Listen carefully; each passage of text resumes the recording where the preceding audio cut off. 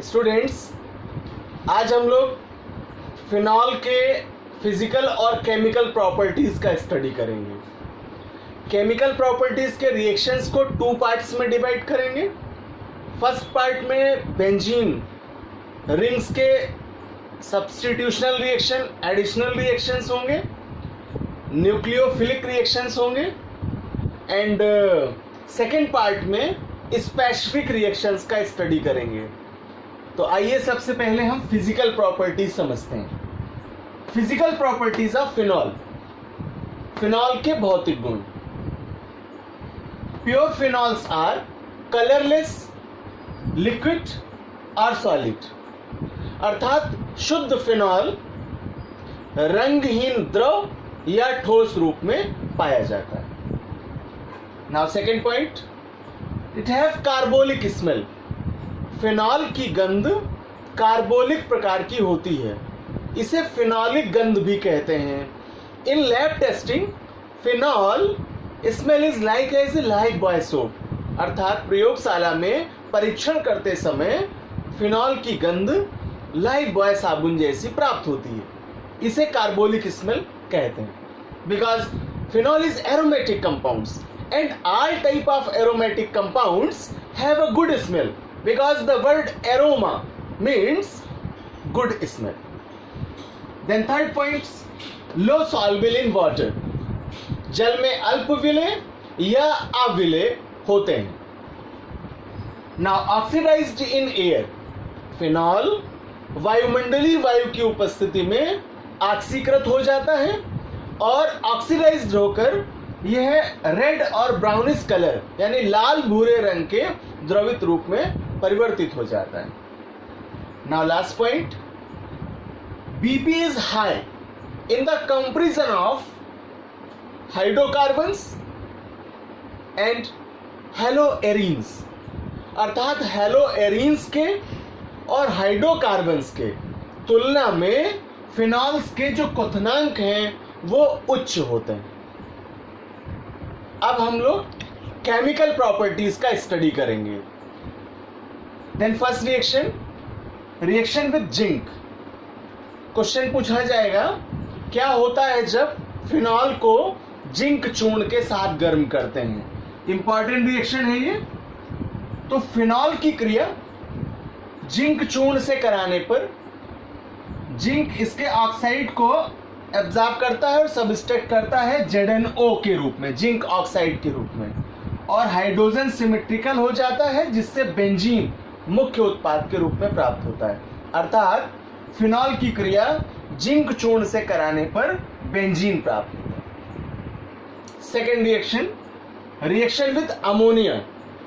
जब फिनॉल की क्रिया अनहाइड्रस ZnCl2 की प्रेजेंस में अमोनिया के साथ कराते हैं तो लगभग 675 केल्विन टेम्परेचर पर हीट करने से ये जो अमोनिया का सिंगल हाइड्रोजन है ये इसके OH को वाटर बेसिक रिप्लेस करता है, H2O बनाकर रिमूव करता है और NH2 ग्रुप, एमाइंस ग्रुप इसकी नॉर्मल पोजीशन पर एडिट होगा जिससे एनिलीन मुख्य उत्पाद के रूप में प्राप्त होगा। अर्थात फिनॉल की क्रिया जिंक क्लोराइड की उपस्थिति में अमोनिया से कराने पर एनिलीन प्राप्त होता है। नाउ एसिलेशन या एसिलीकरण, यह अभिक्रिया हम लोग दो पार्ट में पढ़ेंगे। फर्स्ट रिएक्शन होगी एसिटिल क्लोराइड के साथ और सेकंड रिएक्शन होगी एसिटोफेनॉन के साथ, एसिटिक एनहाइड्राइड के साथ। तो इस रिएक्शन में पिरिडीन की प्रेजेंस होगी फर्स्ट पार्ट में CH3COCl के साथ एंड सेकेंड रिएक्शन में सल्फ्यूरिक एसिड की प्रेजेंस होगी। इन दोनों रिएक्शंस को स्टेप बाय स्टेप पढ़ेंगे और इन रिएक्शंस का मुख्य उत्पाद एस्टर होगा, इसलिए इस अभिक्रिया को एसिलीकरण या एसिलेशन कहते हैं। तो एसिलेशन का पहला स्टेप करेंगे। फिनॉल की क्रिया पिरिडीन की प्रेजेंस में एसिटिल क्लोराइड से कराते हैं जिससे मुख्य उत्पाद के रूप में फेनिल एसीटेट प्राप्त होता है। यहाँ OH का हाइड्रोजन इसके Cl को HCl बना करके रिमूव करता है, जिसके फलस्वरूप फेनिल एसीटेट मुख्य उत्पाद के रूप में प्राप्त होता है। Now second part of acylation, जब फिनॉल की क्रिया एस्टिक एनहाइड्राइड से कराते हैं कंसंट्रेटेड H2SO4 की प्रेजेंस में, तो फेनिल एसीटेट प्राप्त होता है और एस्टिक एसिड का सबस्ट्रक्शन होता है। अर्थात इस बी पार्ट में भी हमें एस्टर का फॉर्मेशन होता है, इसलिए इन दोनों रिएक्शन से ही हमें एसिलेशन रिएक्शन का प्रूवमेंट प्राप्त होता है। Now next reaction, reaction with benzyl chloride. Phenol की क्रिया एक्वस NaOH की प्रेजेंस में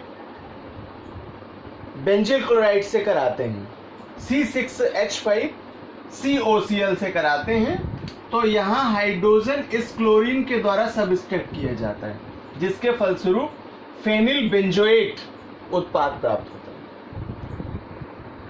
now reaction with Grignard reagent, जब फिनॉल की क्रिया Maithil magnesium iodide Grignard reagent से कराते हैं, तो हाइड्रोजन CH3 से एडिट होकर मेथेन का फॉर्मेशन करता है, अर्थात इस अभिक्रिया द्वारा हाइड्रोकार्बन्स का फॉर्मेशन होता है।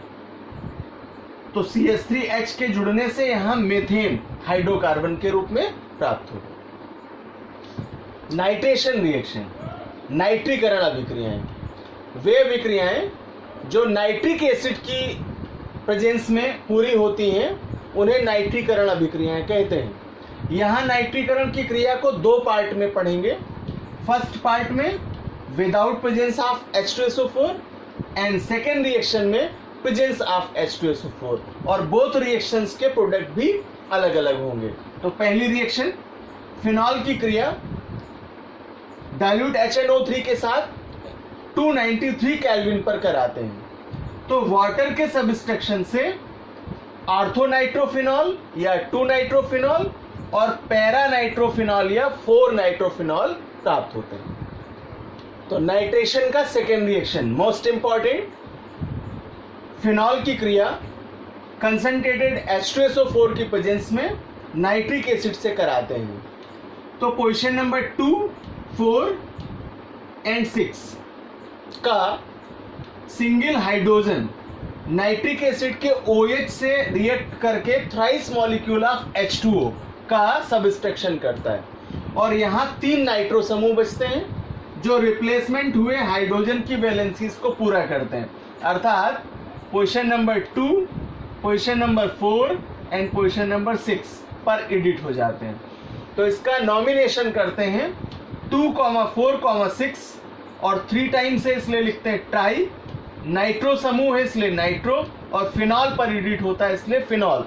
तो इसका फुल नेम होगा 2,4,6 ट्राई नाइट्रोफिनॉल, और शॉर्ट फॉर्म में इसको रिप्रेजेंट करते हैं TNP से, और इसे ही पिक्रिक एसिड कहते हैं। नाउ सल्फोनेशन, सल्फोनेशन को 2 स्टेप में डिवाइड कर लें in the effect of temperature. एक अभिक्रिया है जो निम्न ताप पर होगी लो टेम्परेचर में, और दूसरी रिएक्शन हाई टेम्परेचर पर होगी, तो दोनों से ही हमें अलग अलग प्रोडक्ट प्राप्त होंगे अकॉर्डिंग टू पोजीशन। जब फिनॉल की क्रिया सल्फ्यूरिक एसिड से कराते हैं, कंसंट्रेटेड सल्फ्यूरिक एसिड से कराते हैं, तो लो टेम्परेचर पर नियर अबाउट 293 केल्विन टेम्परेचर पर आर्थो फिनॉल सल्फोनिक एसिड या 2-फिनॉल सल्फोनिक एसिड प्राप्त होता है। जबकि फिनॉल की क्रिया कंसंट्रेटेड H2SO4 से हाई टेम्परेचर पर नियर अबाउट 373 केल्विन टेम्परेचर पर कराते हैं, तो पैरा फिनॉल सल्फोनिक एसिड प्राप्त होता है। नाउ ब्रोमिनेशन, ब्रोमीनीकरण अभिक्रिया, वे अभिक्रियाएं जो ब्रोमीन के साथ पूर्ण होती हैं उन्हें ब्रोमिनिफिकेशन कहते हैं या ब्रोमिनेशंस कहते हैं। तो फिनॉल की क्रिया जब ब्रोमीन के एक्वस सॉल्यूशन से और ब्रोमीन के आधिक्य में कराते हैं, अधिकता में कराते हैं, तो मुख्य उत्पाद के रूप में TBP प्राप्त होता है, ट्राई ब्रोमोफिनॉल, या नॉमिनेशन करें तो 2,4,6 ट्राई ब्रोमोफिनॉल प्राप्त होता है, और HBr का सबस्ट्रक्शन होता है, अर्थात हाइड्रोजन ब्रोमाइड के सबस्ट्रक्शन से TBP प्राप्त होता है। जबकि यही ब्रोमिनेशन का प्रोसेस कार्बन टेट्राक्लोराइड या कार्बन डाइसल्फाइड की उपस्थिति में कराते हैं। तो फिनॉल की क्रिया ब्रोमीन से कराने पर आर्थोब्रोमोफिनॉल और पैराब्रोमोफिनॉल प्रोडक्ट प्राप्त होते हैं। Now Friedel craft reaction, specially Friedel craft alkylation में मैथिल क्लोराइड का रिएक्ट कराते हैं। फ्रीडल क्राफ्ट अभिक्रियाएं अनहाइड्रस AlCl3 की उपस्थिति में पूर्ण होती हैं, अर्थात निर्जल एल्यूमिनियम क्लोराइड की उपस्थिति में पूर्ण होती हैं। जब फिनॉल के ट्वाइस मॉलिक्यूल का रिएक्ट मैथिल क्लोराइड के ट्वाइस मॉलिक्यूल से कराते हैं तो HCl का पृथक्करण होता है और यहां से आर्थोक्रिसॉल और पैराक्रिसॉल मुख्य उत्पाद के रूप में प्राप्त होते हैं। हाइड्रोजिनेशन, हाइड्रोजनीकरण अभिक्रिया। फिनॉल का हाइड्रोजनीकरण निकेल कैटेलिस्ट की प्रेजेंस में नियर अबाउट 150 से 473 केल्विन टेम्परेचर पर कराते हैं। तो यहाँ 6 हाइड्रोजन लिए और सभी हाइड्रोजन्स इन कार्बन की पोजीशन पर एडिट होते हैं और एडिट होकर के इसके जो डबल बॉन्ड होते हैं, अल्टरनेट डबल बॉन्ड्स होते हैं फेनिल रिंग में, उनको ब्रेक करते हैं, जिसके फलस्वरूप यहाँ साइक्लोहेक्सेनॉल मुख्य उत्पाद के रूप में प्राप्त होता है। तो डिफरेंस क्या है? फिनॉल में हमने फेनिल रिंग लगाई है, जबकि साइक्लोहेक्सेनॉल में रिंग यहाँ पर एब्सेंट हो। तो स्टूडेंट्स, यहाँ से हम लोगों ने फिनॉल की जो प्राइमरी रिएक्शंस थी उस पार्ट 1 लेक्चर को पूरा किया। अब नेक्स्ट पार्ट में आपको केमिकल रिएक्शंस के पार्ट 2 लेक्चर वीडियो में फिनॉल्स के स्पेसिफिक रिएक्शंस पढ़ने हैं और उसी के साथ में आपको फिनॉल की टेस्टिंग भी पढ़नी है।